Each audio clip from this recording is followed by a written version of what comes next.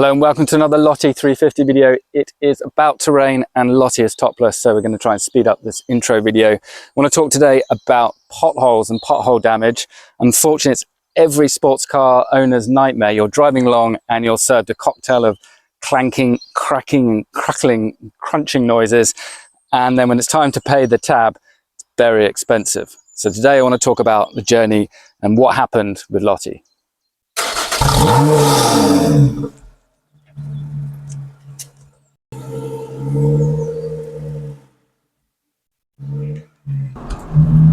Okay, so it's a bit windy, hopefully you can hear me. Obviously Lottie is, again, topless. I want to talk to you a little bit about what happened on that day with the pothole. So I'm actually starting the process of contacting my local council to try to get compensation for the damage. And I know there's a lot of people out there that are doing that, so hopefully you can follow my journey and see how that goes. I don't want to say at this point which council or what car park, because I'm currently in the process of going through it, so I think it's probably best if I just going to give more broader terms. But I was in a car park in my local area, and I was driving very slowly, obviously walking pace in the car park, and I couldn't see a pothole at all, couldn't see anything. It just kind of went almost like a cliff. And there's like a pothole would be an underestimate. There's a huge hole in the road. We measured it 20 centimeters. We'll put photos in there. Hopefully you can see some photos and you'll see what it's about. So 20 centimeter approximately hole that Lottie car went down and caused the damage to the under tray rear splitter. I took it to Ballincolville, the Lotus service place in Guildford, and they gave me quotes and I had the work done. I had to have the work done. I couldn't wait any longer. Perhaps it was dangerous having it hanging off, so I got the work done. I'll put the invoice up there. It's around about £1,000. And so now, as I say, I'm trying to get the local council to pay me damages. Normally for pothole damage, you go to the county council. That's like for highways and stuff. But this was a particular car park owned by the local council. So in that case, I had to go to my local council, and we're currently in the process of that. So I haven't really got the conclusion from them as to whether or not they are going to give me the compensation. But as I said, we'll keep you posted. Another quick point to say about the pothole, and hopefully we'll show you a photo, is on the concrete. You can tell there's marks, loads of marks on the concrete where other cars have obviously gone over it. And one of the things councils are supposed to do is maintain the roads, obviously, and certainly if other people have complained, then they need to sort that out. It's very obvious from both the markings on the concrete and indeed watching people go into the car park, avoiding the pothole, which they cannot see on entry, really indicates that it's been there before, and a lot of people have had issues with that particular pothole.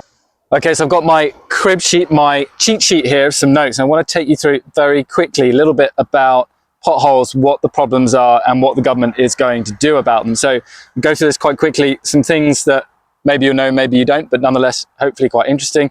In the UK there is 6 potholes per mile average. In 2023 the County of Surrey had the most potholes claimed. In 22-23 1.4 million potholes were filled in England and Wales. That's quite a lot. Damages you can cause, well, tyre, wheel suspension, steering, exhaust, undercarriage, and of course you can lose control of your vehicle. So what causes potholes? So it's mostly freezing temperature, water, rain, snow and ice, and what that does is it actually sort of gets inside, expands, freezes and causes cracks, or expands the cracks in the road. And poor construction, heavy traffic also add to that damage. In October to December 24, the RAC rescued over 4,500 drivers from defective road surfaces, accounting for nearly 1 in 4 breakdowns. RAC identifies Derbyshire as the worst region in the UK for potholes. Average cost of a pothole repair damage is £460. That's to you and I. And the average claim to councils is £260. So what are the government doing about it? Well, you may have noticed that the government has said they're going to put £1.6 billion investment to fix potholes in 25 and 26, which is nearly a 50% increase, I believe, on the previous budget. But under the new government plans, councils will be required to prove that they're actually spending this money. And just as a side thing, the average cost of fixing each pothole in England is £72. That's according to a report by the Asphalt Industry Alliance. So is this new budget going to work in the long term? Well, I found a quote from Cambridgeshire County Council leader Lucy Netzinger, who doesn't seem to think so. She says, our roads are like a worn out pair of trousers. You can keep fixing the holes, but actually what you need is a new pair of trousers.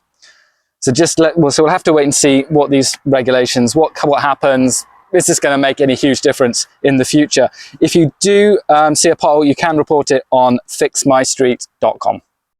Okay, I will do a separate video on the steps you need to do to make a claim to the council. I haven't really finished this process, so I don't really want to put that in this video, but what I will do in the future once the process has come to a conclusion is to give you the hint to process your claim basically from the council should any damage come to your vehicle. I'll go through the do's and the don'ts based on my personal experience. Obviously you can Google it, as is what I've done basically, but it might be helpful just to have a little bit of first-hand experience as well. So watch out for that video coming soon, and please continue to like, comment, subscribe and all the rest of it. Thanks a lot. See you in the next one.